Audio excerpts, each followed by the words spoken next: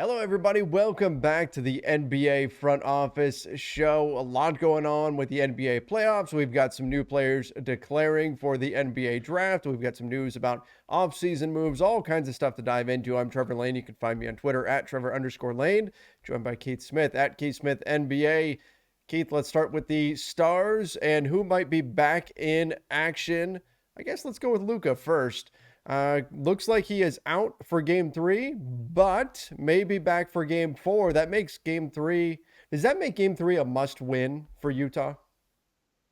Yeah, pretty close. I think, yeah, because the way this series has been played and has been so close without Luka, you gotta feel like that would tilt things. Now, this is always gets weird, right? Because you can't just say, well, Luka comes back, they blow him Right. out in game 2 because Jalen Brunson scored so many points. Well, Jalen Brunson probably wouldn't have scored so many points if Luka played.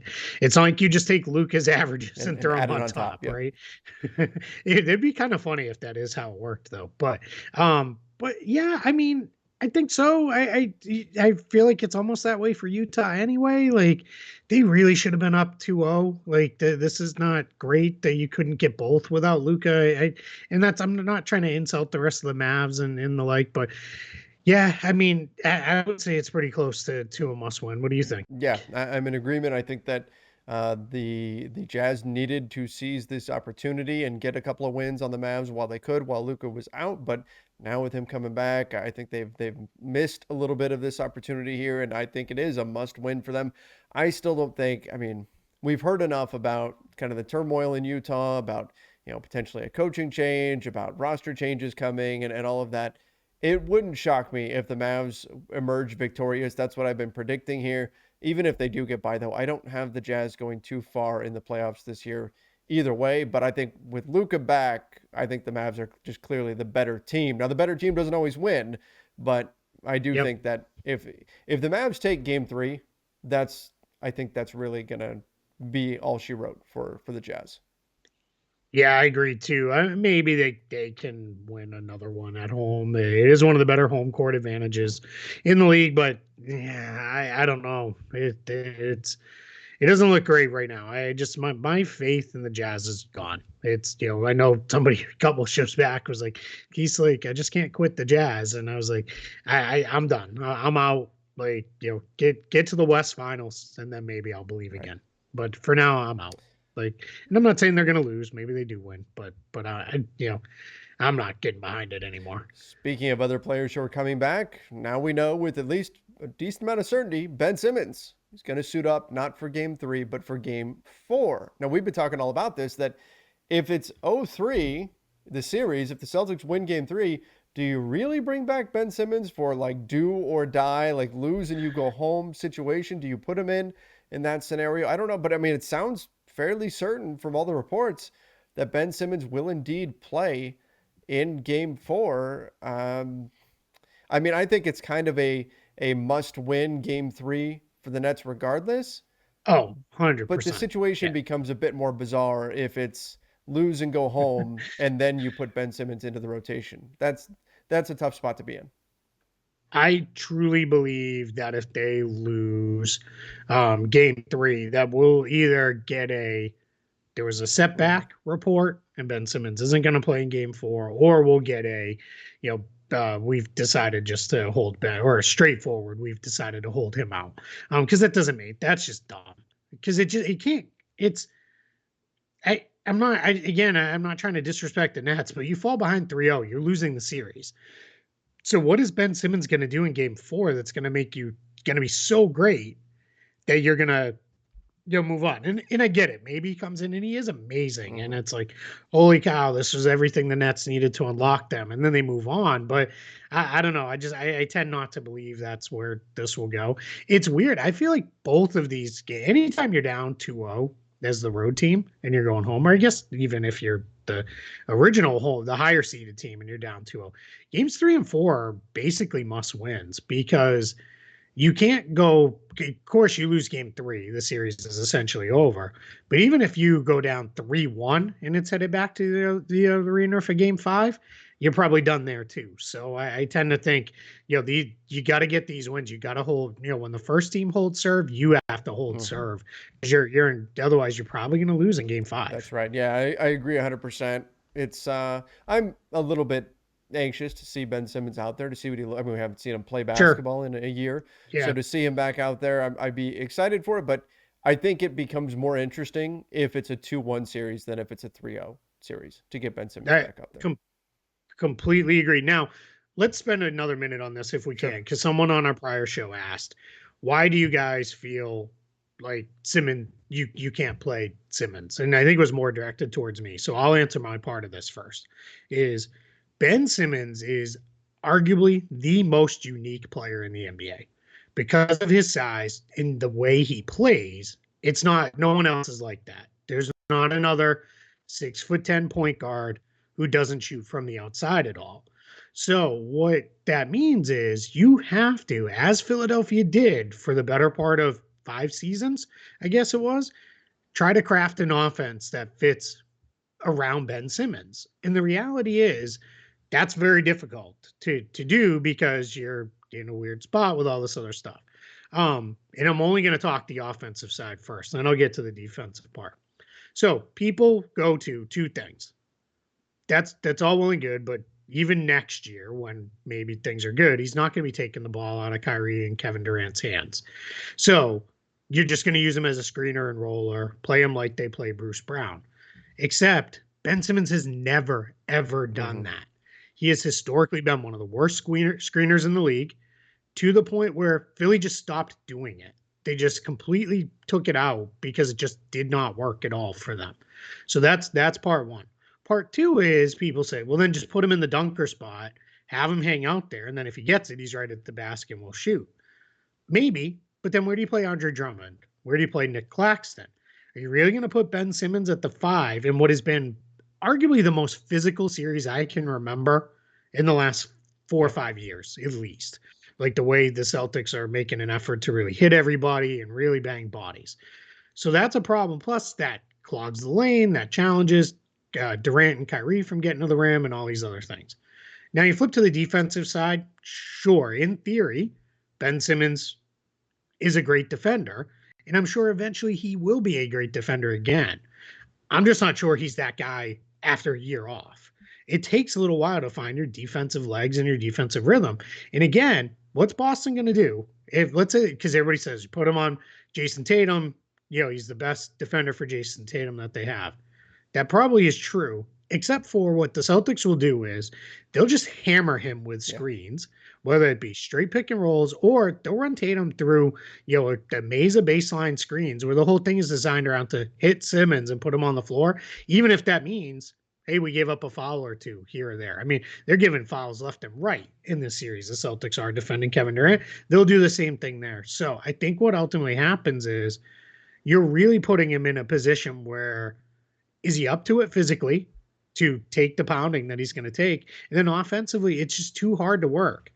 I continue to believe 100% next season, this has the potential to be devastating because you'll see it, you'll figure out the lineup combinations, the rotations that work with him, all the spots on the floor everybody is. Right now, in a playoff series on the fly when you're must-win scenarios, just call me skeptical. That's a little more detail on why I feel that way. And so much of the defensive side of the floor, it's about being on the same page as your teammates. It's about having that chemistry. That's why we talk about cohesiveness from one season to a next, having that kind of consistency, and how it can be difficult when you're throwing together a lineup to have all of that, to truly be on the same page. You have to have, more than ever in today's NBA, you have to have all five players in sync. They have to be lined up Yep. on the mental side of things, understanding exactly what everybody else on the team is going to do. You have to have that. If you don't, you're going to get exploited. The best teams in the NBA, they recognize every time the defense makes a mistake and they punish them for it. The Celtics will do that. If Ben Simmons is off a Yep. little bit, right? If he doesn't make the right read, if he misinterprets what a teammate is doing. So this is not going to Yep. be a necessarily a cure-all for the Nets in this series. I think what it's going to be is it gives you a guy who's got the size, got the physical profile to do the things that the Nets, I think, do need out there on the floor in terms of the defensive side of the ball. The question is, is that enough to mitigate any sort of fit issues, rust, things like that, growing pains, whatever you want to call Yep. it, in terms of integrating within that team? We'll see. Maybe it is. Maybe it is. Maybe he gets out there, he gets in the open court a bunch, gets in transition, does some things on the offensive end there. Defensively, he's able to help them, give them that extra size they need on the floor, and then off they go. But I'm skeptical that that's what's ultimately going to happen. But Yep. again, I'm excited to see him play because I think he is an incredible talent, and I can't wait to see what he can do out there. But again, it's much more interesting if it's 2-1 series than if it's 3-0. Yeah, if it's 3-0, just there's no reason. It doesn't make Yeah, any sense. And all they need to be doing, let's say it goes great. All you've done now is give everybody a peek at, hey, this is what you got to prepare for right. next season. I also think too, this is just an extremely bad matchup because the Celtics know how to defend Ben Simmons. Like they are, fully understanding of, all right, we put size on him and play off him. And he's not going to drive into size at the rim, so you just play, Mhm. a mile off him. And now that we've said all this, watch Ben Simmons has spent the last year shooting nothing but threes, and comes out and Secret he's going to be workouts. putting, drilling pull ups and everything else. I mean, hey, if it is cool, like that's great. I mean, we've all wanted Mhm. that for half a decade now. But yeah, so all right, let's move on. That's more than enough Ben Simmons All talk. right, let's go. Devin Booker is out 2 to 3 weeks with a grade 1 hamstring Not sprain. Yeah, good. this is not good. Uh, I still have to imagine the Suns are going to find their way past the Pelicans. I think it becomes a longer series, which if I mean, you're waiting for Devin Booker Yep. to recover anyway, but I still think this is going to become a longer series. I I don't see like if Devin Booker's never 100% again, I think that could take the Suns out of it, but I think they get past the Pelicans still. It might go a bit longer. The question is, what does it mean for next round? Because 2 to 3 weeks, and then if it's 3 weeks, then what happens from there? That's where things start to get dicey. But I have to believe the Suns can survive the Pelicans as good as the Pelicans looked in Game 2. Yeah, I tend to It's more of a think question though if the now. Suns, yeah, absolutely. If the Suns are who we think they are as a team, they should win Mm-hmm. this series. They even without Devin Booker, like that's if you're the number 8 seed going against or excuse me, the number 1 seed going against the number 8 seed, that I get it. The Pelicans went through a very weird season. They're not nearly as bad as their record looks, but you can't like put it into a spot where it is you should not lose, right? Game, right? Like you're that series. You should win that series no Mm-hmm. matter what. Sorry, there's news like breaking that we're gonna cover next because it's Chris Middleton Oh, related. And I'm just seeing it, but we'll get to it. Um, so I think the thing is here, it then becomes, though, as you said, it's just harder, right? Now you have to work harder to figure it out. You're gonna have to probably maybe this is gonna take 6 games instead of 4 or 5. It's clearly not gonna take 4 anymore, but maybe it could mm-hmm. be 5. It's just gonna be harder to pull off. Then it becomes my worry is because I we're in agreement their son should still win. It's the next round because we saw James Harden, a hamstring bothered him for a Yep. year. Like it's not like sometimes hamstrings are tough and you can't you're not right until you can really take downtime and really sit out and all that stuff. So now I hope this is one of those ones that he recovers quickly and he's okay and off we go. I it's just I'm nervous about this one just because of the nature of the hamstring injury. Yeah. It's those can be tricky. They can be prone to re-injury. They can be. I mean, he's dealt with hamstring issues before. I mean, not great. Certainly not great. I hope that he's able to come back and be healthy. I hope the Suns are able to put themselves in a spot to still win without him. But I think this just throws a lot of question marks out there. It is now much. Now it's more. I'm not saying it is likely, but it's more likely now that the Pelicans are able to pull off an upset. I don't think it's going to happen. I think the Suns will still win. But then what happens next round? Where do you go from there? It's going to be a bit more dicey now for the Phoenix Suns. Again, hopefully Devin Booker gets back, and hopefully the Suns can tread water while he's out. But the playoffs can be pretty unforgiving with stuff like that. So we'll see what ultimately happens here. Yep. And again, just hopefully, fingers crossed, he does heal up. You mentioned the Chris Middleton thing.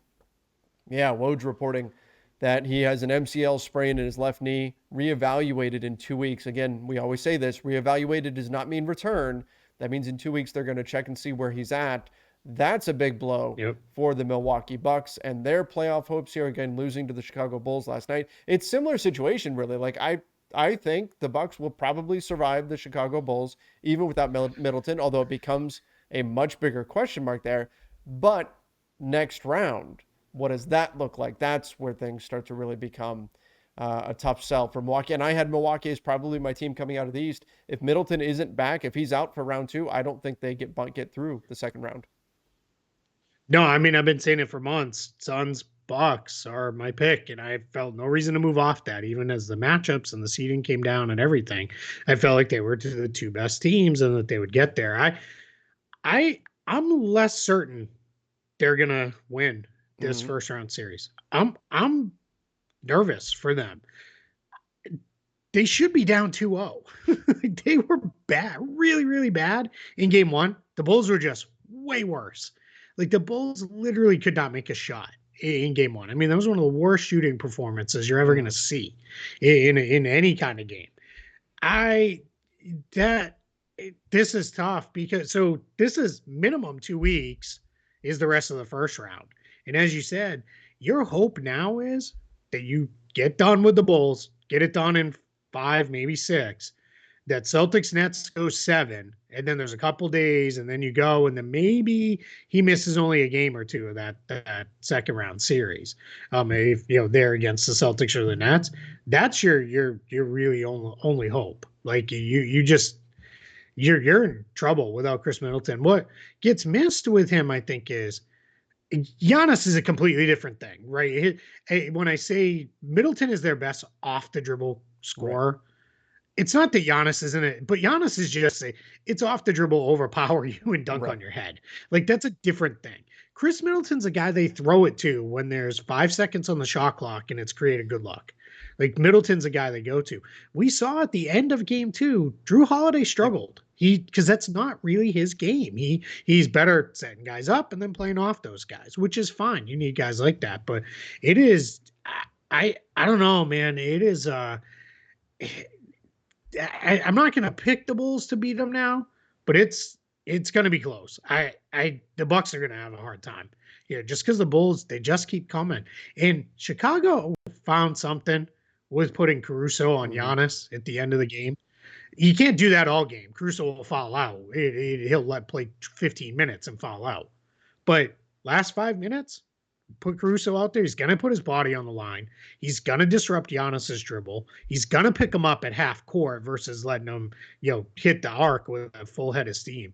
They found something at the end of that with that. That's a last couple minutes of the half, last 5 minutes of the game thing. And you just hope for the best, but it's going to be tough. For sure. Yeah, absolutely. This is, two major injuries that could take out 2 of the contenders right now, 2 of our favorites going into the playoffs. Yep. Tough times. That was my finals pick. I picked Suns over Bucks. That's what I had too. Was I had Suns and Bucks heading into the finals, and that's now looking very much in question. And it's not necessarily that they're playing so poorly. I mean, the Bucks didn't play that well, but still, overall, this would be an injury thing that would probably prevent them from getting where they need to go. So hopefully he does heal up and they can figure out a way to get him back in action sooner rather than later. But again, just like the Suns, the Bucks are going to be looking and hoping that they get some quick healing. It just made me think of that song, Wishing and Hoping.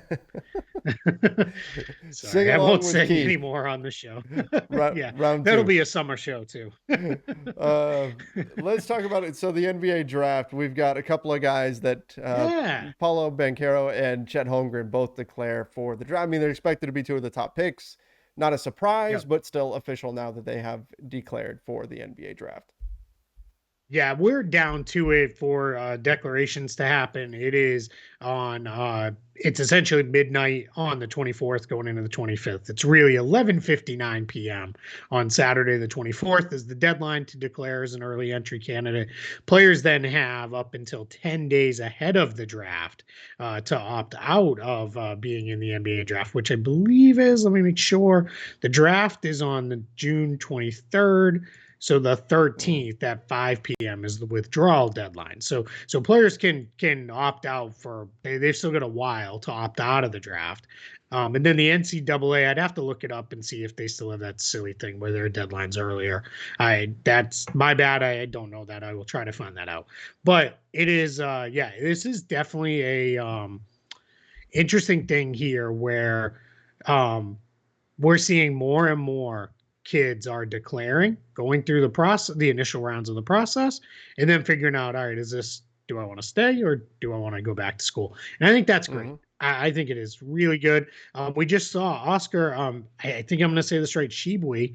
Um, he is was the national player of the year at Kentucky. He is going back to school, and it was reported he makes over $2 million from the NIL stuff. Wow. So great Yeah. for him, right? I mean, this is awesome because this is a guy who, despite being a great college player, probably a mid-second round pick type of guy. And I like seeing these guys finish out your college run. You know, feel pretty good about it. The NCAA still get that weird thing because of the COVID impacted Mhm. seasons where guys can stay an additional year. So you're seeing a lot of guys stay for 5, some even 6 years in college. But I think this is a good thing with the way that the NCAA and NBA are working together on this. It's a lot more sensible about giving kids more information, really trying out the process, see where they're at, and then get back to school if that's ultimately where they should be. Some of them, Paulo Banchero, Chet Holmgren, Jabari Smith, they're never setting foot back Right. on a college campus unless it's to catch a game or say It's hello to it's a some no-brainer. friends. They are not. Yeah, those guys are done. But guys who are late first rounders, second rounders, potentially undrafted guys, like this is good that they can get back to school. And hey, even if you make $20,000 off the local sandwich shop in your college town, that's $20,000 Mhm. that you can now make because the NCAA finally smartened up, and after years and years of profiting off the kids, they're actually letting the kids profit off themselves a little bit, which is Yeah, awesome. yeah, absolutely. Another weird And it's smartened up or lost whatever. lawsuits. And we'll let people battle out the semantics. I know one we want to talk about. Shaden Sharp from Kentucky declares for the Yes. draft, and there was a little bit of weirdness in terms of he hasn't really played much recently for certain reasons. Yeah, did not play at Kentucky this past year in what was his freshman season because there were questions about his eligibility. In order to play in college, you have to have graduated from high school, and there were questions of did he actually really graduate? Did he graduate on time? All these other things with this. So he, without playing, he's expected to be a high lottery pick because people are that high on him, and he's gonna head into the draft. This is kind of similar to Ennis Cantor back in the day. Didn't play, I believe, at Mhm. Kentucky because there were eligibility questions, and they held him out. And then he was I believe, fourth overall pick in the draft when he was selected. So that's kind of where this could go. I don't know, he's going to be fourth, but he's probably going to be a lottery pick. And we'll see where it goes. There was a report earlier today. I looked, I could not find who it was. It was a college basketball reporter that said they reached out. His high school has answered and confirmed he attended, he graduated. They said a lot of other really nice things about the young man. And then they said, we will provide the NBA and whoever needs his transcripts that prove, because obviously the NBA, you have to be a year out from your high school graduating class to be eligible for the draft. So that's where it's at. So Shaden Sharp will be in the NBA draft, likely to be a high pick, but just don't be confused when you're looking. You're like, this guy had no stats. What happened here? Now you have a little bit of the Right. story. Right. Okay. That makes sense. A little strange, but you know what? Everybody has their own path to the Yeah, NBA. that's true. Um, Hey, let's do one more yeah. college thing just real quick because there is a little bit of NBA overlap. Jay Wright of Yes. Villanova retired. He retired last night. Told his team, and he's going to move on. The NBA overlap is this guy's been pushed hard by several NBA teams to make the jump to the NBA, and has always said no. And Woj, who's I think got a pretty good relationship with him, said reported that this wasn't a I'm retiring because I'm going to head to the It's a NBA thing. I'm It's retiring not retirement. that he it's I'm retiring, I'm done. Well, I mean, my guess is he's done some like after the season TV Hmm. stuff on occasion. He's really good. we'll see him pop up somewhere on TV is my guess, but that's obviously far less demanding than it is to do the full, coaching and everything like that. So this was not a, he's retiring from Villanova to go coach an NBA team. That's Right. not what's happening here. So cross him off your He's list, off my Trevor. list. I know you're He's making one. off. He's off my list. Sorry. I'll scratch that one off, and we'll focus back in on whoever else is on there. Do you think he doesn't want to come to the NBA because he can't wear his amazing suits anymore? Because he look out of Well, he place because can wear them. they dress He would down just make now? everybody else I look mean, he bad. That's could. all. He just look He weird. can Yeah. wear them. He look It's weird, not. right? I mean, I He guess he doesn't could. have to Yeah, wear them, that's but he true. can. He True. can. Good point. Maybe that's why he doesn't want to go to the NBA. That, Maybe he's like they look like slobs. I don't. I want to look good. I mean, I, I, Sorry, I'm I taking us guess you're away. giving me Pat Riley from the '80s flashbacks in terms of the Oh, there suits it and is. all that. But in any event, let's talk some transactions. Yeah. Terrence Ross wants a transaction. He wants a trade. Wants to be traded out of Orlando. Wants to leave the Magic. Says that he feels like he's part of the previous regime, not part of the future. He's been in trade rumors for at least a few seasons now. Is this the off season we finally see the Magic move on from Terrence Ross? Has to be. Can't bring him back Yeah, now. Now, and this wasn't a this place sucks. I hate it sure. here. I don't want to be here anymore. But it also wasn't a hey, I get it. Like they're like it was a I'm ready to Right. go. And the thing that was leads a little bit more to me saying he's got to go is they don't really let me know too much about what they're doing. So I'm just kind of here along for the ride. And then he said, when asked, do you need to make a specific trade demand or trade request? They know that. They're well aware of that. So there's no point. They're going to do what they want to do regardless. Now, he's not Mm-hmm. wrong. I mean, and Terrence Ross has been around for, a very long time, and he knows how the game is played in the NBA. He knows how all this works. Quite frankly, I'm stunned he's still there, period. Like, that's been a little surprising to, I mean, I tweeted out the Will Smith gif, 2 years ago when they traded everybody away of, Right. I'm looking at the empty room. And then this past year, I was like, can't believe this is still going on. And I just wrote for Spot Track in the first offseason preview, which happened to be the Orlando Magic. Promise there was nothing. I didn't know anything. This came, by the way, this report from Kobe Price, who's the new beat writer for the Orlando Sentinel, covering the Magic, doing a great job there. He, I wrote, it's time to trade Terrence Ross. Like, you got to get this done. He's got an $11.5 million contract next year. Very Yep. tradable. That's barely Expiring. above the, expiring, barely above the mid-level exception. He didn't have a great year this past season. Really struggled to shoot the ball. He's now, let's see, he is 31 now, so he'll turn 32 halfway through next season. He's 10 years under his belt, but in theory, still he can be a guy who I think could shoot pretty good off the bench for a team. He's done that for a number of years. He's not a great defender, but he's also not a complete turnstile out there either. Can get out and run a little bit in transition too. So my guess is the Magic will find a return for him. Probably a second round pick, maybe a young player. Maybe he gets put into a bigger trade package that Mm-hmm. returns, bad salary. Maybe. I don't, it's funny. I just kind of was playing around with some stuff, doing some off season work, and I was like, maybe Orlando's the team that says, you know what, we'll take Russ and sit him and see if we can work a buyout. I mean, could you get Gary Harris via sign and trade? Because right, you'd be moving Russ, so as long as you don't get too crazy with the money, Ross and somebody else, and dip under the tax apron maybe if you're the Lakers. That everybody got focused on the Hornets, but that you could maybe find something workable there to get a Perhaps. couple veterans in. So but it's if I was the Lakers, shoot higher. I would hope, but and I like Gary Harris as a player, but yeah, I mean, if you're the Magic, you had those few weird veterans: Robin Lopez, Gary Harris, Terrence Ross. Lopez, I think, could be back. They liked what he did as the veteran center. Harris and Ross, I don't think there's any chance either one of them is back next season.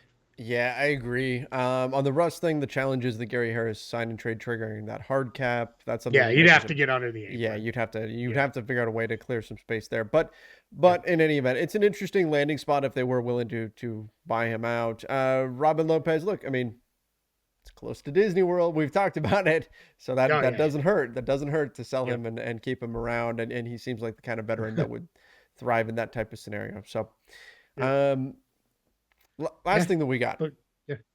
All right. The Cavs, they want to keep Collin Sexton, Darius Garland, and Karis LeVert together. Now, the last two, okay, yeah, right, no problem. But Collin Sexton, that's a little bit of a surprise. We had heard that they were trying to potentially move him at the trade deadline, try to find a new home for him, see if they can get something that can help them win right now. Of course, he had a season-ending injury. What do you think about this? About the Cavs kind of saying that we want to try to keep him restricted free? Is this to try to scare away suitors, or do you think this is legit? They want to move forward with Collin Sexton, Darius Garland, Karis LeVert as their trio. Yeah, for what it's worth, too, Colin Sexton also said he wants to Uh be huh. there, as well. So I think that's important to factor in. I think Cleveland's now turned that corner, right, where guys are saying, "Hey, we're building something here, and I want to be a part of it," which is awesome, right? And why not, right? Because you really have a pretty young core with Allen, Mobley, Hmm. Garland, Okoro, maybe. Um, their season probably goes a little bit better if Colin Sexton doesn't get hurt. Um, it's just the money needs to be right for Collin Sexton.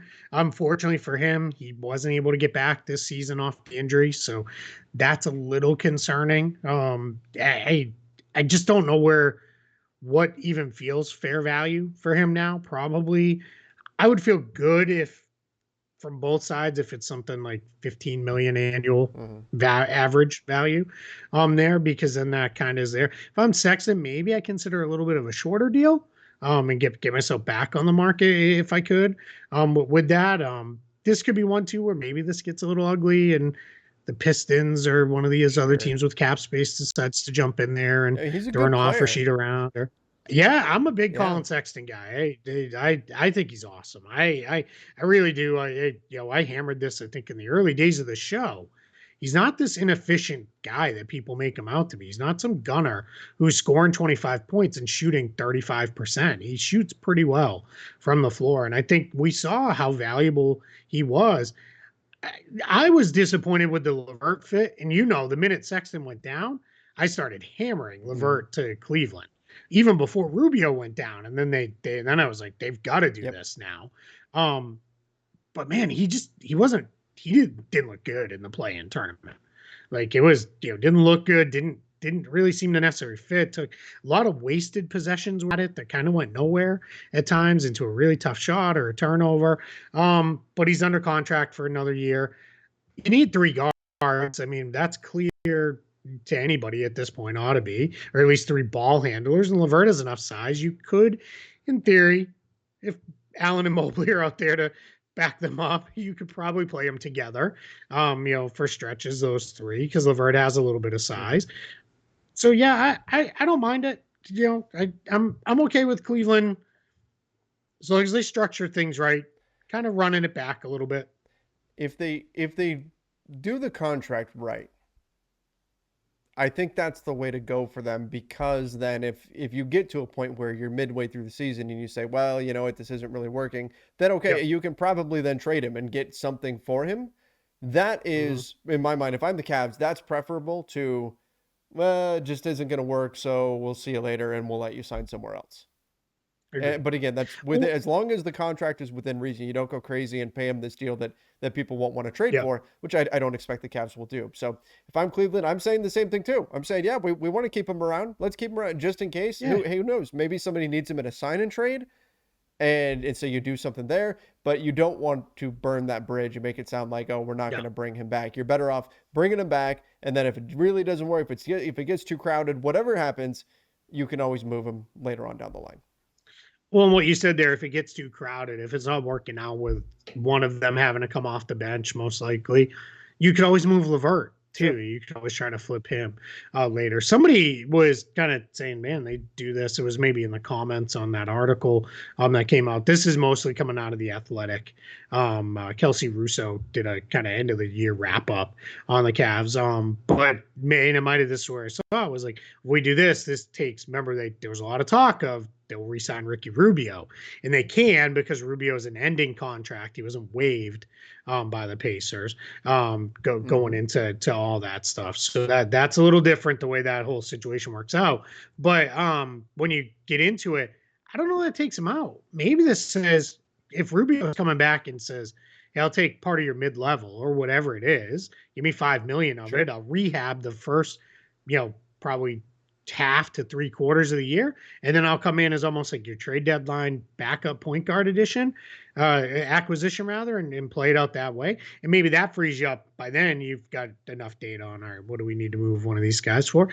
The big thing is I don't want to see Isaac Okoro get squeezed too Yeah. much and lose too much time. He's too important to them going forward. But I think you can make it work with all of them and then just kind of let it sort itself out later. Don't lose talented players because you're going with a early mindset of this isn't going to work. I would rather see it not work, and then try to handle it there. And you can always make an early trade too. You could look to do something right on that December 15th when really the major trade window opens up, and try to get it done there if you had to. Absolutely, absolutely, and of course that's preferable to watching talent walk away and not getting anything in return. So something important Yep. for the Cavs to note moving forward. We'll see what they ultimately do contractually with Collin Sexton, but sounds like right now they're open to keeping him and keeping that trio of Darius Garland, Collin Sexton, and Karis LeVert. All right. Trevor, how awesome is it? We're starting to get little trickles of I like it. off-season I like stuff it. I'm in getting here around the excited. playoff stuff. I love it. Yep. Yeah, it's this is fun. We're getting just enough to kind of like, yeah, It's let's an go. appetizer. Let's get It's an into it. appetizer. And they're like real things too. This isn't just, hey, let's talk for the 400th consecutive day about this made up Russell Westbrook trade, right? Like, Welcome to my world. I know you Welcome. yeah, I was gonna say, I know you have to do that on the sister channel.